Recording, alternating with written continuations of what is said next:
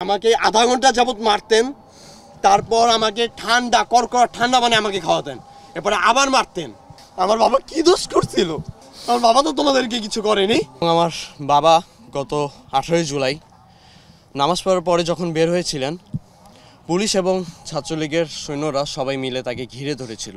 আসসালামু আলাইকুম, আমি মোহাম্মদ রাইয়ান ইসলাম। আমার পিতা গত 18 জুলাই থেকে নিখোঁজ ছিলেন আমাদের পার্শ্ববর্তী এলাকা গোলাপবাগ থেকে। সবাই আমাদের এখানে জানেন যে আমাদের গোলাপবাগ যাত্রাবাড়ির ওখানে কীভাবে নৃশংসভাবে ফ্যাসিস্ট সরকারের বিরুদ্ধে যখন সবাই রুখে দাঁড়াচ্ছিল তখন তাদেরকে কিভাবে গণহত্যা চালানো হয়েছে। ঠিক তখনই আমার বাবা 18 জুলাই এশার নামাজের পরে যখন মসজিদ থেকে বের হন, এলাকার সবাই আমার বাবাকে দেখেছিলেন। সবাই বলতেছিলেন যে আমার বাবাকে নাকি পুলিশ এবং ছাত্রলীগ সৈন্যরা ঘিরে ধরে রেখেছিলেন যাতে আমার বাবা কোনোভাবে বের হতে না পারে। সবার কাছে উদ্দেশ্য ছিল যে আমার বাবা সাধারণতপক্ষে সাধারণ একজন মানুষ এবং কম্পিউটার ট্রেনিং সেন্টার ছিল তার। তিনি সচরাচর প্রতিবারই পাঞ্জাবি পায়জামা পরে বের হয়েছিলেন।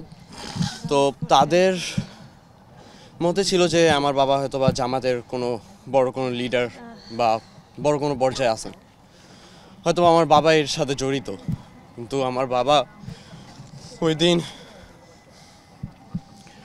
শুধুমাত্র মসজিদ থেকে নামাজ পড়ে বের হয়েছিলেন। নামাজ পড়া যদি খারাপ হয়ে থাকে তাহলে এই বাংলাদেশের মুসলিম কান্ট্রি হিসাবে একটা জিনিসই বলার থাকবে যে মুসলিম কান্ট্রিতে যদি নামাজ পড়া যদি আপনার দোষ হয়ে থাকে, মসজিদ থেকে বের হনো যদি তাদেরকে জামাত শিবির বলা হয়, তাহলে তো মসজিদ মাদ্রাসায় যারা আছেন তারাও তো সবাই জামাত শিবির। তাদেরকেও তো তাহলে গণহত্যা করা উচিত ছিল। এবং আমরা যারা স্টুডেন্ট ছিলাম, আমরা কি দোষ করেছিলাম? আমরা কি শুধু আমাদের কোঠা এটা চাওয়াটা কি আমাদের ভুল ছিল? আমার সরকারের কাছে এই কোশ্চেনগুলো রইল, জানি আমি এই কোশ্চেনগুলোর আমি অ্যান্সারটা পাই। এবং আমার বাবা গত 18 জুলাই নামাজ পড়ার পরে যখন বের হয়েছিলেন, পুলিশ এবং ছাত্রলীগের সৈন্যরা সবাই মিলে তাকে ঘিরে ধরেছিল এবং তাকে নাকি চড়থাপ্পড় দিয়ে এলাকা থেকে বের করে নিয়েছিল। পরবর্তীতে কেউ নাকি তাকে দেখেনি, তবে পরবর্তীতে ইনভেস্টিগেশনে জানা যায় যে আমার বাবার লাশ নাকি দক্ষিণ কাজলার টোল প্লাজার সামনে নাকি ফেলে রাখা হয় রক্তাক্ত অবস্থায়। ওখান থেকে নাকি যাত্রাবাড়ি থানা নাকি তাদেরকে আমার বাবার লাশকে নাকি উদ্ধার করে শাহবাগ থানায় নাকি হস্তান্তর করে এবং শাহবাগ থানা নাকি শাহবাগ থেকে আপনার ঢাকা মেডিকেলে হস্তান্তর করে। তারপর থেকে আমি 18 জুলাই থেকে বিগত যাবৎ আপনার আগস্টের 10 তারিখ পর্যন্ত আমি আমার বাবার লাশ অনবরত খুঁজতে থাকি যে আমার বাবা কোথায়, আমার বাবার লাশ কোথায়। আমার এখনও ক্লিয়ার মনে আছে 24 তারিখ আঞ্জুমান মফিদুল ইসলাম বলেছিল যে 24 তারিখ নাকি তারা তাদের লাশ এখানে এসে দাফন করে এবং তারা নাকি ওই দিনই নাকি ঢাকা মেডিকেল থেকেও নিয়ে আসে। আমার এখনও স্পষ্ট মনে আছে আমি 24 তারিখ সকালবেলা ঠিক দুপুর 1টা বাজে আনুমানিক আমি আমার বাবার লাশের জন্য আমি ঢাকা মেডিকেলে যাই। পুলিশ আমার সাথে অনবরত তর্ক বিতর্ক করে। এক পর্যায়ে একজন পুলিশ সে বলে যে আমাকে একটা পুলিশ পারমিশন নিয়ে আসতে ঢাকা মেডিকেলে ঢোকার জন্য।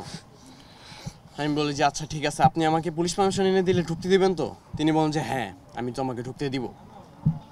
আমি আমার থানায় আসি, আমার ওয়ারি থানায় এসে আমি অনেক কষ্ট করে তাদের কাছ থেকে একটি পুলিশ পারমিশন নিই। পুলিশ পারমিশন নিয়ে আমি যখন তাদের কাছে যাই, তারা আমার সাথে প্রচুর খারাপ বিহেভ করে।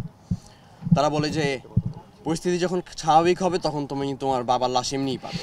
আমি বলি যে আমার বাবার লাশ আছে না কি আছে তা তো আমি জানি না, আপনি কিভাবে বললেন যে আমার বাবার লাশ আছে? তিনি বলতেছে যে এখানে যেহেতু তুমি আসছো, তুমি অবশ্যই ধারণা করে আসছো যে তোমার বাবার লাশ আছে। আমি বলছি যে অবশ্যই না, আমার বাবা তো এখানে ট্রিটমেন্ট অবস্থাও থাকতে পারে, গুলিবিদ্ধও তো হতে পারে, আপনি কিভাবে বলেন এই কথা? যখন তার সাথে তর্ক বিতর্ক চলতেছে এক পর্যায়ে তিনি আমার গায়ে হাত তুলেন। আমার দুজন বন্ধুরা ছিল, তারা আমাকে যখন পিছনে ঠেলে নেয়, তারা আমাকে বলে যে পিছন থেকে নাকি দুইজন পুলিশ নাকি তাদের রাইফেল নাকি রিলোড করে নিছে আমাকে মারবে বলে, আমার দিকে নাকি টাক করবে। আমাকে আমার বন্ধুরা তখন টেনে হিচড়ে নিয়ে আসে। আমি যদি, আমার এখনও কনফিডেন্স আছে যে আমি যদি ওই দিন যদি ঢুকতে পারতাম, আমি আমার বাবার লাশ পেতাম। অ্যাটলিস্ট আমি আমার বাবার নিজের লাশটা আমি নিজের হাত থেকে অ্যাটলিস্ট দাফন করতে পারতাম। আমার এখনও মনে আছে ওই পুলিশের সাব ইন্সপেক্টরের নামটা কামরুজ্জামান। আমার তার নামটা এখনও স্পষ্ট মনে আছে। তার সাথে আমার তর্ক বিতর্ক হয়েছিল। উনি কোন থানায় এটা সঠিক আমি বলতে পারতেছি না।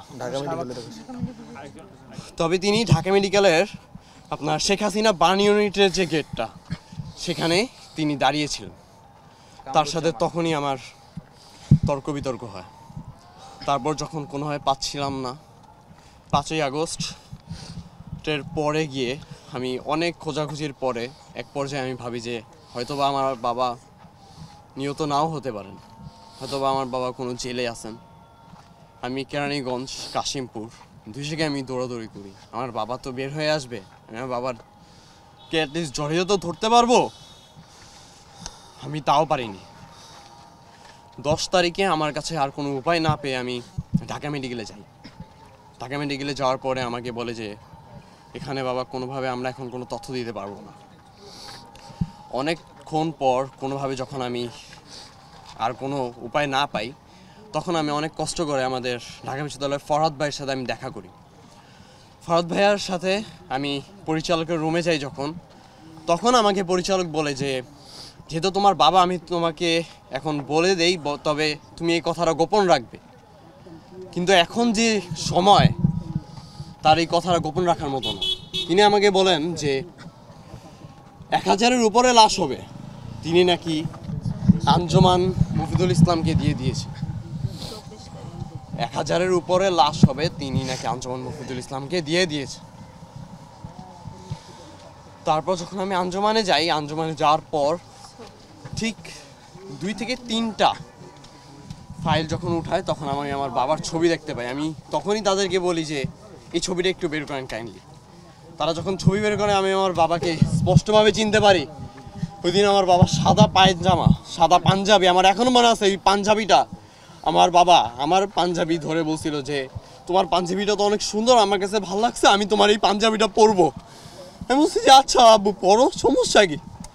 আমার বাবা ওই পাঞ্জাবিটা পরে আমার থেকে বলছে যে আমি তখন আন্দোলনে বের হবো। আমার বাবা বলছে যে বাবা যেখানে যাও সাবধানে দেখো, যদি কোনো ঝামেলা হয় আমাকে বলো। আমার এখনো মনে আছে ওই দিন সন্ধ্যার দিকে আমার বাবা আমাকে ফোন দিচ্ছিল যে বাবা কোথায় আছো। আমি বলছি যে আব্বু আমি শাহবাগে এখানে আছি, আমি একটু ঘটনাগুলোর ভিতরে আছি, আমি ফ্রি হয়ে আমি তোমাকে কল দিচ্ছি। আমার বাবা বলছিল যে আচ্ছা বাবা তুমি সাবধানে ফিরে আসো। তার সাথে আমার এটাই ছিল আমার লাস্ট কথা। আমার কথা হচ্ছে যে আমার বাবা কি দোষ করছিল, না তোমাদেরকে কোনো সময় কোনো কিছু বলছে, নাকি কারোর কোনো ক্ষতি করছিল? আমার বাবা তো তোমাদেরকে কিছু করেনি। ছাত্ররা তোমার সুষ্ঠু একটা আইন চাইছিল, সুষ্ঠু একটা জিনিস চাইছে, তার জন্য তোমরা শত শত আমার নিজের বন্ধু, আমার নিজের ভাইকেও তোমরা আমার চোখের সামনে তোমরা কুপিয়ে হত্যা করছো।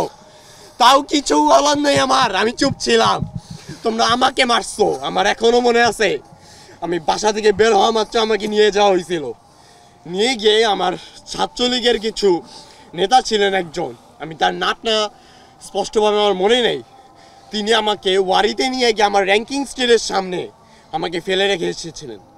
আমার এখনও মনে আছে আমাকে আধা ঘন্টা যাবৎ মারতেন, তারপর আমাকে ঠান্ডা কড়কড়া ঠান্ডা মানে আমাকে খাওয়াতেন, এরপরে আবার মারতেন। মারতে মারতে আমি এক পর্যায়ে অজ্ঞান হয়ে যাই। আমাকে এই র্যাঙ্কিং স্টেজের সামনে আমাকে যখন ফেলে রাখা আসা হয়, তখন আম পাবলিকটা নিয়ে গিয়ে আমাকে সালাউদ্দিনে ভর্তি করে।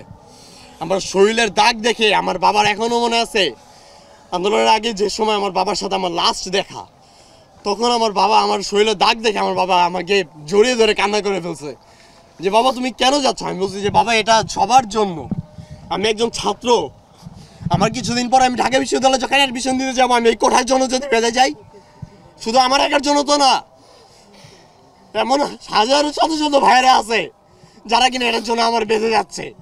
তো আমি কেন চুপ থাকবো? আমি যদি এটার মধ্যে একজন হই, আমার কাছে ঠিক আছে, তুমি একদম সঠিক কথা বলছো, আমি তোমার সাপোর্টে আছি। শুধুমাত্র এই কারণেই আমার বাবাকে আজ আমি দেখতে পারতেছি না। যদি কোঠা নিয়ে যদি কথা না হতো তাহলেই মনে হয় আমি আমার বাবাকে পেতাম। তবে হ্যাঁ, আমি একটা জিনিস নিয়ে অনেক প্রাউড ফিল করি যে আমার বাবা দেশের জন্য প্রাণ দিচ্ছেন, আমার ভাই আমার দেশের জন্য প্রাণ দিচ্ছেন, আমাদের শত শত আমাদের ভবিষ্যতের জন্য আমাদের প্রাণ দিচ্ছেন। এবং এই ফ্যাসিস্ট সরকার, তাকে আল্লাহ আদৌ পর্যন্ত ক্ষমা করবে কিনা তার কোনো নিশ্চয়তা নেই। আমি চাই এই যে আওয়ামী লীগ, ছাত্রলীগ, এরা যদি মারাও যায়, মৃত্যুবরণ করে, এদের যাতে জানাজা পড়ান না হয়, এদের যাতে মাটি দাফন পর্যন্ত যাতে এদেরকে কোনো কেউ না করে, এদের গোসল পর্যন্ত যেন না হয়, এদের লাশ যাতে শকুনে খায়। এটা শুধু শুধু মুখ থেকে কারো আসে না, কতটা মানুষ কষ্ট পেলে এইসব কথা বলে। একটা মানুষকে কিভাবে নির্মমভাবে হত্যা করে তা আল্লাহ মাবুদি ভালো জানে, আর তারাই ভালো জানে। তারা তো পশুর থেকেও আমার কাছে অধম। তাদেরকে যদি আমি কোনো পশুর সাথে তুলনা করি, তারা পশুর থেকে আমার কাছে অধম। পরিশেষে আমি একটা কথাই বলতে চাই, আমার যারা ভাইয়েরা আছেন এবং যারা ছাত্র সমন্বয়ক আছেন, তাদের কাছে আমার একটাই দাবি থাকবে যে আমরা যারা শহীদ পরিবারের যারা লোকজন আছে, যারা শহীদ, আমাদের কাছে এখনও আমার কিছু ভাইয়েরা আছে, তারা এখনও আহত আছেন, তাদেরকে খোঁজ নেওয়া। সরকারের কাছে আমার দাবি থাকবে আমাদের তাদেরকে একটু খোঁজ নেওয়া। তাদের অনেকেই আছেন যারা ঠিকমতো চিকিৎসা পাচ্ছেন না, ঠিকমতো খাওয়া দাওয়া করতে পারছেন না, এবং অনেকেই আছেন যাদের বাবা মা নিজেদের ভাই, নিজের ছেলে, নিজের মেয়েকেও খুঁজে পাচ্ছেন না। আমার একটাই দাবি থাকবে, তাদের লাশ যেন দ্রুত সময়ে সমাপ্ত করা হয় এবং তাদেরকে সরকারের পক্ষ থেকে যেন আর্থিকভাবে সহযোগিতা এবং তাদেরকে দেখে শুনে রাখার ইয়ে করা হয়।